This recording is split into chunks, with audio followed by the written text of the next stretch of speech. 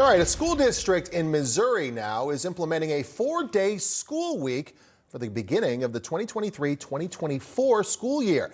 The district in Missouri there says the move is necessary due to teacher shortages and a lack of enough support staff, including paraprofessionals, bus drivers, and custodians. The new policy is getting mixed reviews, as you can imagine, though, from parents. Mallory McGowin is a Department of Elementary and Secondary Education Chief Communications Officer. Mallory, Em and I were discussing this over the break. A 4-day school week sounds pretty good if you're a student, but parents, teachers, they take on a bigger part of that burden. You also look at Forbes reporting last year, the U.S. falling behind Russia and China in math and science. What are the downsides of a 4-day school week, and what are the pluses, I guess?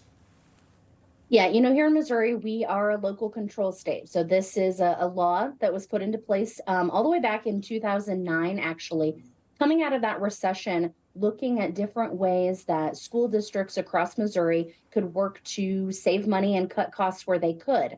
You saw the legislation implemented in other states, a lot of times that have large rural areas where you are traveling great distances to transport relatively few students on the school bus. So that was one way that you could save money on transportation. What has happened in recent years? We have watched the number of school districts implementing 4-day weeks double and then double again, really. We had just about 30 school districts implementing 4-day weeks back in the 2018-19 school year.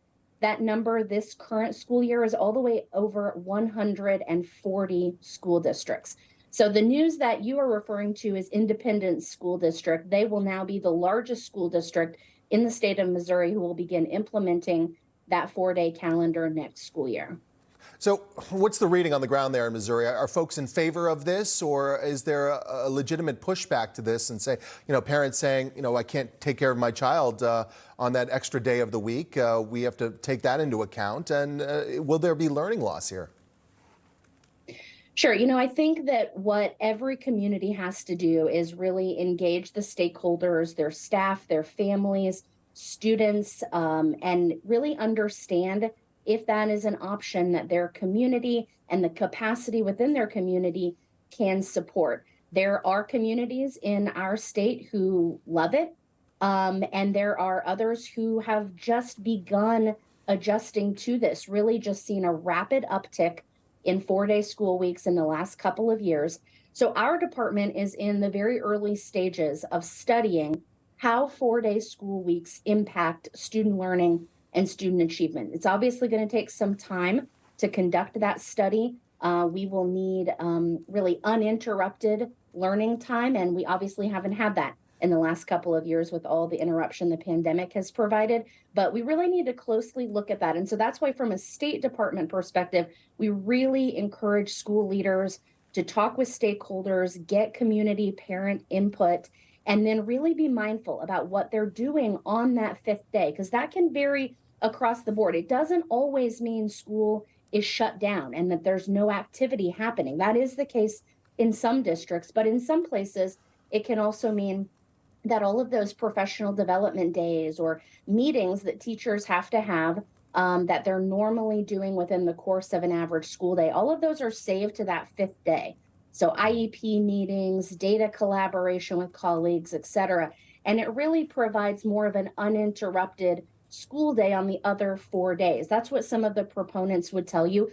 Obviously creates a challenge for families who have both parents in the household or all the adults in the household who have to work. So lots of things to take into consideration. We at the state level just ask they be mindful about what happens on that 5th day to avoid what you said, any additional learning loss on top of what the pandemic has already presented. And Mallory, where these 4-day school weeks are being implemented, will this be less hours total during the week that students will be in classrooms, or will there be an addition of summer learning? I mean, will these kids be going to school year round, or is this just a matter of removing school days from the year? Yeah, that's a great question. So typically what we see here in Missouri, the requirement shifted from a number of days you're required to provide instruction to students to hours. So all school districts in Missouri have to provide 1,044 hours of instruction. So that hasn't changed. Many times what school districts do that implement a 4-day week is extend that school day on the other 4 days of the week just slightly. Some would argue that may not be the best approach, especially for our youngest learners who really reach that max capacity. If you have a first grader like I do, you know well that some extra time at the end of the school day might not be the most productive learning environment for him or her. So that's something schools really have to take into consideration. Yeah, hopefully some extra recess for these younger ones as well. Mallory McGowin, thank you very much for your time today.